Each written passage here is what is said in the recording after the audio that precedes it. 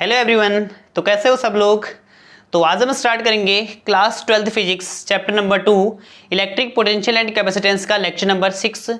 और इससे पहले मैंने इस चैप्टर के 5 वीडियो लेक्चर्स अपलोड कर दिए हैं। लिंक आपको नीचे डिस्क्रिप्शन में मिल जाएगी, आप जाके देखिए एंड देन स्टार्ट कीजिए आज का टॉपिक, जो कि एग्जाम पॉइंट ऑफ व्यू से काफी इंपॉर्टेंट टॉपिक है। तो चलिए स्टार्ट करते हैं आज का टॉपिक, और जो है हमारा इलेक्ट्रोस्टैटिक्स ऑफ कंडक्टर, कि जब किसी कंडक्टर को इलेक्ट्रिक फील्ड में प्लेस करा जाता है तो कौन कौन से बिहेवियर्स को शो करता है और कौन कौन सी प्रॉपर्टी को शो करेगा, तो वो हम इस वीडियो लेक्चर में पढ़ेंगे। ठीक है, तो सबसे पहले हम पढ़ते हैं कि कंडक्टर क्या होते हैं। तो नॉर्मली जो हम कंडक्टर की डेफिनेशन हमने क्लास 10th में या छोटी क्लास में हमने पढ़ा था, तो कंडक्टर की डेफिनेशन होती है कि conductors are those substances which allow electric current pass through them. जो अपने में से इलेक्ट्रिक करंट को इजीली पास होने देते हैं उनको हम क्या बोलते हैं, कंडक्टर्स बोलते हैं।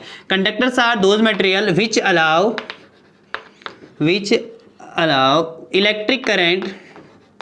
Allow electric current pass through them. जो अपने में से इलेक्ट्रिक करंट को पास होने देते हैं उनको हम क्या बोलते हैं, कंडक्टर्स बोलते हैं। तो कंडक्टर्स होते हैं नॉर्मली, उनमें क्या होता है, नंबर ऑफ फ्री इलेक्ट्रॉन्स बहुत ज्यादा होते हैं। कंडक्टर्स में जो होते हैं फ्री इलेक्ट्रॉन्स हमारे बहुत ज्यादा होते हैं, इसलिए कंडक्टर्स क्या होते हैं, इजिली इलेक्ट्रिक करंट को अपने में से पास होने देते हैं। ठीक है, कंडक्टर्स के एग्जाम्पल क्या हो गए भाई हमारे, तो कॉपर एग्जाम्पल है हमारा कंडक्टर का, बेस्ट कंडक्टर बोल सकते हैं। कॉपर के वायर बनाए जाते हैं हमारे।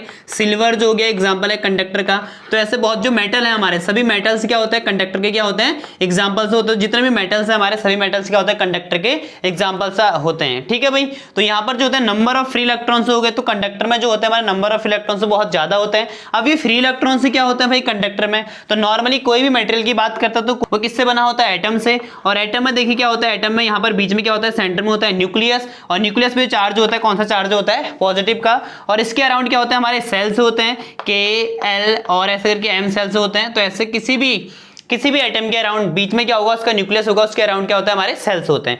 अब एज्यूम कर लेते हैं हमारा, मान लो एक न्यूक्लियस है और एक इलेक्ट्रॉन हमारा यहाँ पर है, और एक इलेक्ट्रॉन इस वाले सेल में है और एक इलेक्ट्रॉन क्या है, इस वाले सेल में। अभी न्यूक्लियस पे है पॉजिटिव चार्ज और इलेक्ट्रॉन पे, देखिए न्यूक्लियस पे चार्ज है हमारा पॉजिटिव का और जो इलेक्ट्रॉन पे चार्ज होता है नेगेटिव का। तो पॉजिटिव और नेगेटिव चार्ज की वजह से जो फोर्स लगेगा हमारा क्या लगेगा, इलेक्ट्रोस्टैटिक फोर्स ऑफ अट्रैक्शन लगेगा। अब ये न्यूक्लियस से इस वाले जो सेल की डिस्टेंस है वो क्या है, बहुत कम है। तो हमने कूलम्ब्स लॉ में पढ़ा कि जो इलेक्ट्रोस्टैटिक फोर्स होता है डिस्टेंस के इनवर्सली स्क्वायर होता है। तो मींस अगर डिस्टेंस बढ़ेगी तो क्या होगा, हमारा फोर्स की वैल्यू क्या होगी, कम होगी, तो हमारा अट्रैक्शन फोर्स कम होगा। तो यहाँ पर देखिए अगर एक इलेक्ट्रॉन इस सेल में है न्यूक्लियस के और एक यहाँ है, तो यहाँ से यहाँ तक की डिस्टेंस क्या होगी हमारी ज्यादा, और यहाँ से यहाँ तक की और ज्यादा हो जाएगी। तो होता क्या है कंडक्टर में, नॉर्मली जो हमारे यहाँ पर न्यूक्लियस के कॉन्टेक्ट में जो इलेक्ट्रॉन होता है, ये न्यूक्लियस के साथ फोर्स ऑफ अट्रैक्शन से बाउंड रहेगा। जैसे जैसे हम न्यूक्लियस से बाहर की सेल में जाएंगे तो ये इलेक्ट्रॉन पे जो न्यूक्लियस के फोर्स का इफेक्ट होगा वो रेगुलरली क्या होता जाएगा, कम होता जाएगा। क्यों, देखिए जो ये वाला इलेक्ट्रॉन अगर यहाँ पर है तो इस पे फोर्स ऑफ अट्रैक्शन ज्यादा होगा इन कंपेयर टू ये वाला इलेक्ट्रॉन इससे थोड़ा सा और डिस्टेंस पर है, तो यहाँ पर फोर्स ऑफ अट्रैक्शन कम होगा। और एक इलेक्ट्रॉन यहाँ पर उससे बाहर वाले सेल में होगा तो वहां पर फोर्स ऑफ अट्रैक्शन क्या होगा, बहुत कम होगा। तो ये जो इलेक्ट्रॉन है, जो ये अंदर के इलेक्ट्रॉन है, ये वाले इलेक्ट्रॉन है, ये वाले इलेक्ट्रॉन उसमें न्यूक्लियस के साथ उसके अट्रैक्शन फोर्स में है। तो मीन्स कि जो ये वाले इलेक्ट्रॉन है ये कहीं मूवमेंट ही कर सकते हैं, ये न्यूक्लियस के फोर्स ऑफ अट्रैक्शन की वजह से कहीं मूवमेंट नहीं करेंगे, फ्री मूव नहीं करेंगे। तो ये जो इलेक्ट्रॉन हमारे अंदर है इसको हम बोलते हैं बाउंड इलेक्ट्रॉन, या हम इसको बोलते हैं बाउंड चार्ज बोलते हैं। ठीक है, ये हमारा क्या हो गया, बाउंड चार्ज हो गया, किसमें, इस एटम के अंदर के जो हो गया हमारा बाउंड चार्ज हो गया जो अंदर है। ठीक है भाई, इस कंडक्टर में। अब जो ये वाला जो बाहर चार्ज है ये न्यूक्लियस के फोर्स ऑफ अट्रैक्शन से क्या है, फ्री है।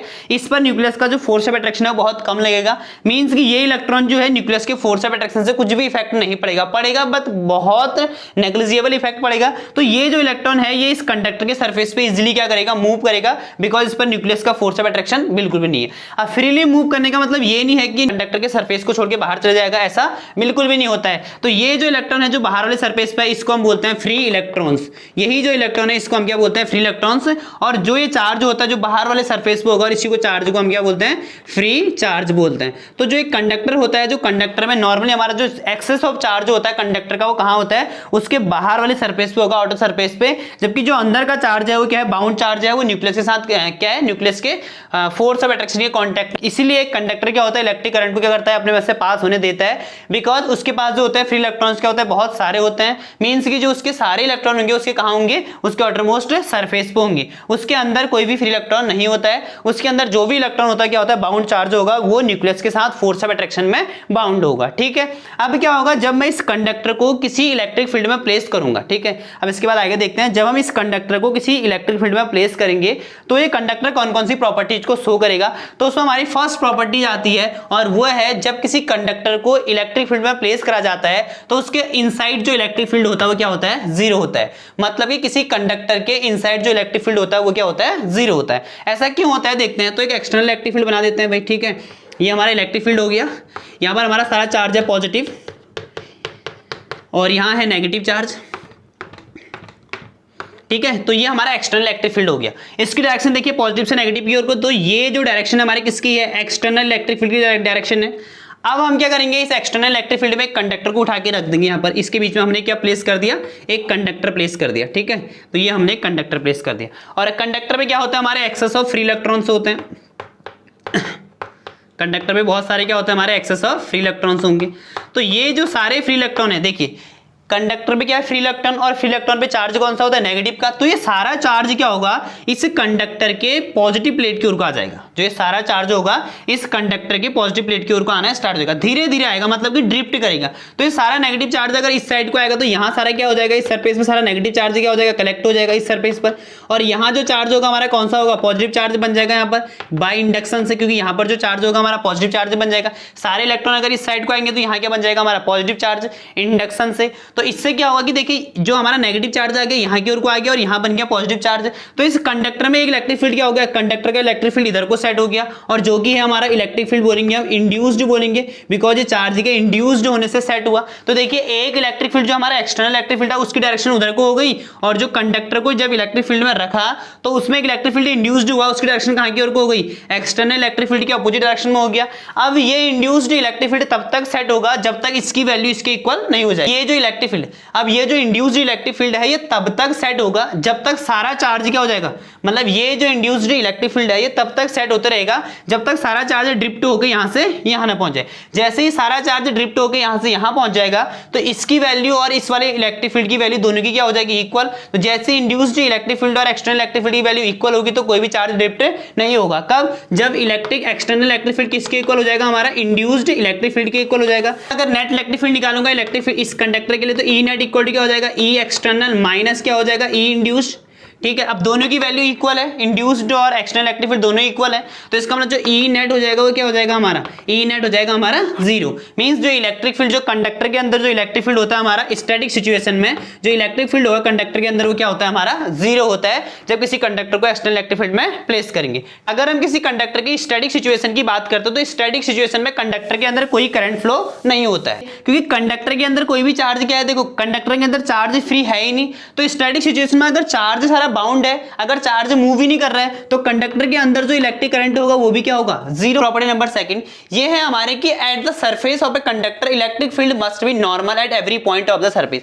किसी भी कंडक्टर के सरफेस पर, जैसे कंडक्टर मान लो ये है, इस कंडक्टर के सरफेस के हर एक पॉइंट पर, इस कंडक्टर के सरफेस के हर एक पॉइंट पर जो इलेक्ट्रिक फील्ड होता है वो ऑलवेज क्या होगा, तो होता है हमारा नॉर्मल होता है। मतलब इलेक्ट्रिक फील्ड की डायरेक्शन जो होगी हमारे कंडक्टर से ऑलवेज क्या होगी, नॉर्मल होगी। ऐसे कुछ होगा कंडक्टर में, देखिए इलेक्ट्रिक फील्ड की डायरेक्शन हर एक पॉइंट पर कंडक्टर से क्या होगी, नॉर्मल होगी। ये हमारी प्रॉपर्टी नंबर सेकंड है। अब ऐसा क्यों होता है भाई, कंडक्टर के सरफेस पर हर एक पॉइंट पर इलेक्ट्रिक फील्ड नॉर्मली क्यों होता है, तो इसका भी एक रीजन है। देखिए कि अगर इलेक्ट्रिक फील्ड हमारा नॉर्मल ना होके किसी एंगल पे ऐसे हो गया, मान लो अगर हमने कहा कि इलेक्ट्रिक फील्ड जो हमारा नॉर्मल ना होके कुछ एंगल पे कुछ ऐसे हो जाएगा, अगर इलेक्ट्रिक फील्ड नॉर्मल ना होके कुछ ऐसे होगा तो इसके दो कंपोनेंट हो जाएंगे भाई, एक कंपोनेंट कुछ ऐसा आ जाएगा और एक कंपोनेंट कुछ इधर को चले जाएगा। देखिए तो ये वाला जो कंपोनेंट जो अंदर की ओर को है, तो जो ये कंपोनेंट अंदर की ओर को आएगा तो इससे की वजह से जो अंदर बाउंड चार्ज है वो बाउंड चार्ज को एक फोर्स मिल जाएगा, क्योंकि F इक्वल टू क्या होता है हमारा Q इंटू ई।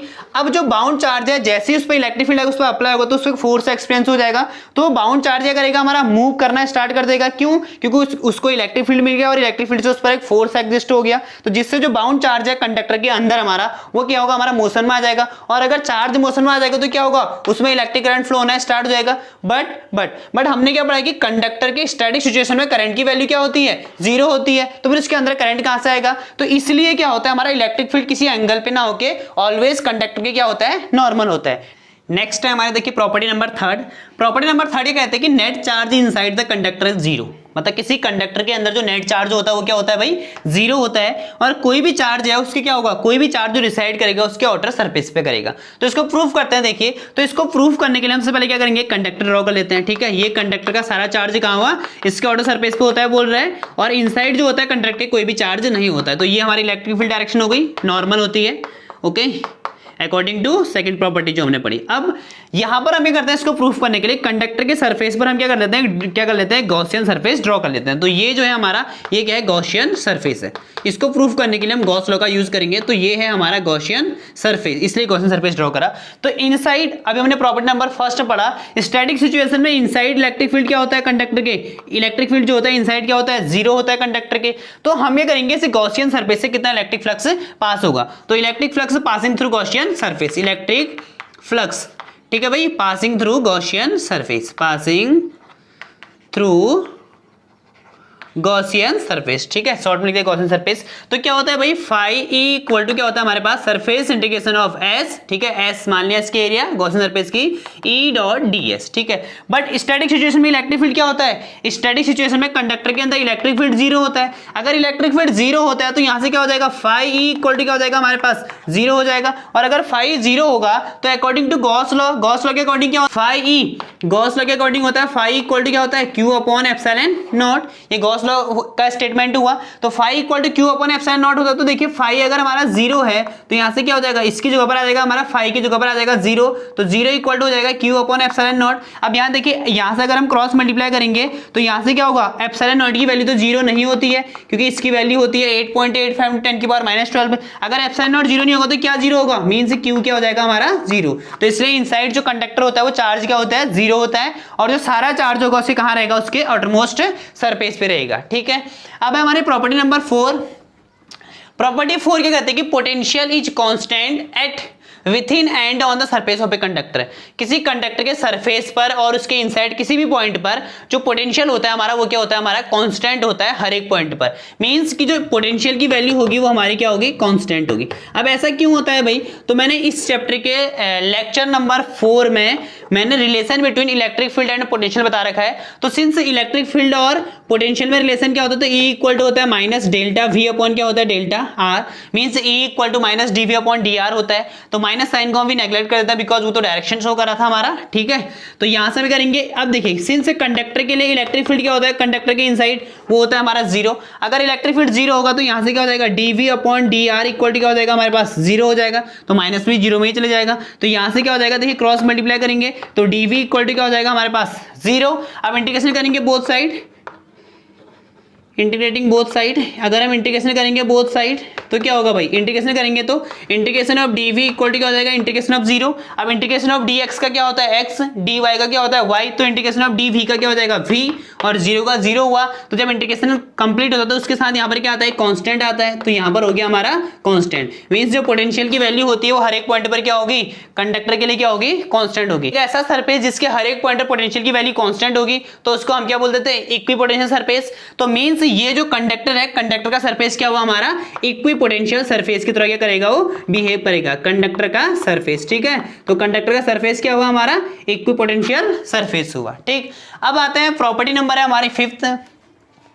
प्रॉपर्टी नंबर 5 क्या बोलते हैं कि electric field at the surface of a charge conductor is E equal to sigma upon epsilon naught. किसी कंडक्टर के सरफेस पर या जस्ट सरफेस के जस्ट आउटसाइड जो हमारी इलेक्ट्रिक फील्ड की वैल्यू होती है वो E इक्वल टू होती है सिग्मा अपॉन एप्सिलॉन नॉट। जहां जो सिग्मा होता है हमारा वो क्या होता है, सरफेस चार्ज क्या होती है, डेंसिटी। जो सिग्मा होता है वो क्या होता है, सरफेस चार्ज डेंसिटी होती है। और जो इनसाइड जो होता है electric field, inside electric field 0 होता है, लेकिन जस्ट आउटसाइड इलेक्ट्रिक फील्ड की वैल्यू ये होती है। तो इसको प्रूफ करते हैं। तो इसके लिए हम किसी भी शेप का एक क्या लेते हैं, किसी भी शेप का, इरेगुलर शेप का ले सकते हैं, रेगुलर शेप का, किसी भी शेप का एक कंडक्टर ले लिया हमने। तो ये जो है हमारा क्या है, कंडक्टर है। ठीक है भाई, अब कंडक्टर के अंदर तो इलेक्ट्रिक फील्ड क्या होता है हमारा, 0। तो हमसे बोला है जस्ट आउटसाइड, तो मैं कंडक्टर के जस्ट आउटसाइड क्या लेता हूं, पॉइंट क्या लेता हूं, P।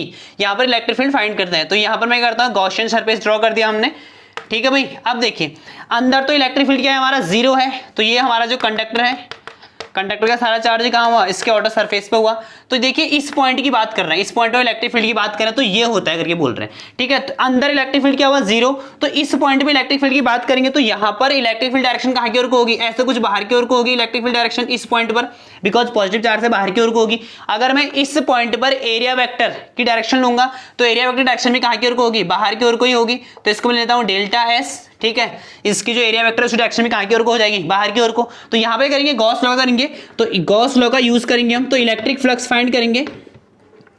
तो इलेक्ट्रिक फ्लक्स, ठीक है, passing through Gaussian surface, passing through Gaussian surface, electric flux passing through Gaussian surface, मैं शॉर्ट में लिख दिया गॉसियन सरफेस। तो कितना पास होगा भाई इससे इलेक्ट्रिक फ्लक्स, तो फाई इक्वल टू क्या हो जाएगा हमारे पास, क्या होता है, surface integration of E D, अब यहाँ पर ना डेल्टा लिया तो ई डेल्टा एस कॉस ऑफ क्या हो जाएगा, एंगल कितना है भाई, ई और डी एस सेम डायरेक्शन में, तो एंगल कितना हो जाएगा 0, और जो कॉस 0 की वैल्यू होती है कितनी होती है, 1 होती है। तो यहाँ से कितना हो जाएगा हमारे पास, फाई ई इक्वल टू हमारे पास आ जाएगा surface integration S of E into क्या हो जाएगा डेल्टा एस। यहाँ से ई को बाहर ले लेते हैं, तो फाई ई इक्वल टू ई बाहर आ जाएगा, तो अंदर क्या हो जाएगा एस इंटू डेल्टा एस। अब डेल्टा एस क्या होगा, इस सरफेस की एरिया क्या होगी, तो इस सरफेस की एरिया को हम ए मान लेते हैं और वो क्या होगा पाई आर स्क्वायर। अगर सिलेंडर की रेडियस हमारी क्या होगी, आर होगी। तो यहाँ पर हम लिख देते हैं, तो यहां से लिख देते हैं फाई इक्वल टू क्या हो जाएगा हमारे पास, ई इंटू क्या हो जाएगा ए, ठीक है।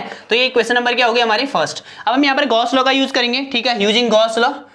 तो गॉस लॉ का अगर हम यूज करेंगे तो गॉस लॉ क्या है हमारे पास, क्या होता है, फाई ई इक्वल टू होता है क्यू अपॉन एप्सिलॉन नॉट, ठीक है। तो फाई इक्वल अगर क्यू अपॉन एप्सिलॉन नॉट होता है तो सरफेस चार्ज डेंसिटी क्या होगी सरफेस के लिए, तो सिंस सिग्मा इक्वल टू क्या होता है क्यू अपॉन ए, तो यहां से क्या मिलेगा हमें, क्यू की वैल्यू फाइंड करेंगे तो क्यू इक्वल टू क्या हो जाएगा सिग्मा इंटू ए। अब Q equal to sigma into A हुआ तो क्यू की वैल्यू को यहाँ पुट कीजिए फाई में, तो यहां से क्या हो जाएगा हमारे पास फाई ई इक्वल टू हो जाएगा सिग्मा इंटू ए अपॉन क्या हो जाएगा एप्सिलॉन नॉट। ये इक्वेशन नंबर कौन सी हो जाएगी, सेकंड, ठीक है। तो ये इक्वेशन नंबर कौन सी हो गई, फर्स्ट, और ये हो गई सेकंड। अब दोनों इक्वेशन में देखिए, इस वाली इक्वेशन को और इस वाली इक्वेशन को देखिए, दोनों के लेफ्ट हैंड साइड क्या है, इक्वल, तो दोनों के राइट हैंड साइड भी क्या होंगे, equal, means E into A equal to क्या आ जाएगा सिग्मा ए अपॉन क्या आ जाएगा एप्सिलॉन नॉट। ए से ए क्या हो जाएगा भाई कैंसिल, तो इलेक्ट्रिक फील्ड इक्वल टू क्या आ जाएगा हमारे पास सिग्मा अपॉन आ जाएगा एप्सिलॉन नॉट। तो इसलिए कंडक्टर के जस्ट आउटसाइड जो इलेक्ट्रिक फील्ड की वैल्यू होती है क्या होती है, सिग्मा अपॉन एप्सिलॉन नॉट होती है। तो प्रॉपर्टी नंबर 6 है भाई हमारी, electric field is zero in the cavity of A hollow charge conductor. किसी चार्ज कंडक्टर के अंदर कोई कैविटी होगी, ठीक है, तो उसके अंदर जो इलेक्ट्रिक फील्ड होगा वो क्या होगा हमारा, जीरो होगा। तो देखिए जैसे ही हमारा कंडक्टर है, इलेक्ट्रिक फील्ड क्या होता है, कंडक्टर के सरफेस पे क्या होता है, नॉर्मली होता है, ठीक है। अब यहाँ पर अगर हम एक कैविटी ले लेते हैं, मान लो कंडक्टर के अंदर हमने कैविटी ले ली, छोटा सा होल ले लिया, तो कंडक्टर का तो सारा चार्ज कहाँ रहता है हमारा, आउटर सरफेस पे रहता है कंडक्टर का सारा चार्ज। ये कंडक्टर का सारा चार्ज कहाँ हुआ, आउटर सरफेस पे हुआ। इनसाइड अगर हम चार्ज की बात करें तो कंडक्टर के अंदर जो होगा, किसी हॉलो चार्ज कंडक्टर के अंदर जो इलेक्ट्रिक फील्ड होगा वो क्या होगा हमारा जीरो होगा। ऐसा क्यों होगा, देखिए सारा चार्ज जो होता है कंडक्टर का कहाँ होता है, उसके आउटर सरफेस पे होता है। अगर इनसाइड इंडक्शन से चार्ज भी आएगा तो इसके इस कैविटी के यहाँ वाले सरफेस पे आ जाएगा नेगेटिव चार्ज, ठीक है। बट इनसाइड क्या होता है, इनसाइड कंडक्टर की इलेक्ट्रिक फील्ड क्या होता है भाई, जीरो होता है हर एक पॉइंट पर, और इलेक्ट्रिक फील्ड जीरो होता है, पोटेंशियल क्या होता है हर एक पॉइंट पर कांस्टेंट। तो इसका मतलब ये जो रीजन है अंदर का रीजन, वो किसी भी इलेक्ट्रिक फील्ड से क्या एकदम फ्री है, बिकॉज सारा चार्ज जो है कंडक्टर का उसके आउटर सरफेस पे रहता है। तो इनसाइड क्या होगा, उसका हर एक पॉइंट पे इलेक्ट्रिक फील्ड क्या होगा, जीरो। तो अगर कंडक्टर के अंदर किसी पॉइंट पर हम एक छोटी सी कैविटी बना भी लें तो उसके अंदर भी इलेक्ट्रिक फील्ड क्या होता है, जीरो होता है। तो यहाँ पर एक नेक्स्ट हमारा जो इसी में एक टॉपिक है हमारा इलेक्ट्रोस्टैटिक शील्डिंग है। तो इलेक्ट्रोस्टैटिक शील्डिंग क्या होती है, तो इलेक्ट्रोस्टैटिक शील्डिंग वो फिनोमिना होती है जिसमें किसी चार्ज कंडक्टर को इलेक्ट्रिक फील्ड से हम क्या कर देते हैं, फ्री कर देते हैं। द फिनोमिना, इसको लिख सकते हैं the phenomena of making, the phenomena of making a region free from the effect of electric field, the effect of external बोल सकते हैं, ठीक है, the effect of external electric field is called electrostatic shielding,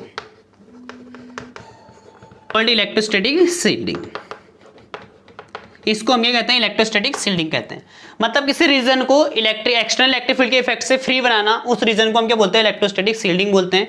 और ये electrostatic shielding की phenomena क्यों होती है, बिकॉज किसी कंडक्टर के इनसाइड जो होता है इलेक्ट्रिक फील्ड क्या होता है, जीरो होता है, उसका सारा चार्ज कहाँ होता है, उसके एक्सेस, उसके आउटर सरफेस पे होता है। तो इसका एप्लीकेशन का बहुत जगह पर यूज किया जाता है इलेक्ट्रोस्टैटिक शील्डिंग का। ड्यूरिंग थंडरस्टॉर्म, जब लाइटनिंग की वजह से थंडरस्टॉर्म होता है तो ऐसा बोला जाता है कि कार के अंदर बैठना सेफ रहता है, इन स्पाइट ऑफ कि हम किसी पेड़ के नीचे बैठ रहे हैं हैं। तो क्योंकि कार के अंदर बैठना इसलिए सेफेस्ट रहता है बिकॉज जो अगर थंडरस्टॉर्म से, अगर लाइटनिंग से थंडरस्टॉर्म होगा तो उससे अगर जो जितना भी चार्ज अगर गिरेगा, ठीक है, आसमान से जो बिजली, जो हमारी लाइट गिरेगी वो कहाँ गिरेगी, कार के सरफेस पे गिरेगी। तो कार के अंदर देखिए, अगर हम अंदर बैठे हुए तो जो भी जो चार्ज आएगा, अगर बिजली गिरेगी, जो लाइट गिरेगी, तो उससे जो चार्ज आएगा वो कहाँ होगा, कार के आउटर सरफेस पे होगा। और इनसाइड जो कार के अंदर है वो क्या होगी, कैविटी टाइप की बन गई। तो इनसाइड क्या होगा, कोई भी चार्ज नहीं आएगा बिकॉज इनसाइड क्या, इलेक्ट्रिक फील्ड क्या हो जाएगा, उसका जीरो हो जाएगा। तो वो सारा चार्ज क्या होगा, उसके आउटर सरफेस पे रहेगा। तो बजाय कि हम किसी पेड़ के नीचे बैठे हैं। ठीक है भाई, तो होप आपको इलेक्ट्रोस्टैटिक्स ऑफ कंडक्टर की सारी प्रॉपर्टी इजीली समझ में आ गई होंगी। ठीक है, तो चैनल को लाइक, शेयर और सब्सक्राइब कर देना। Okay, thank you.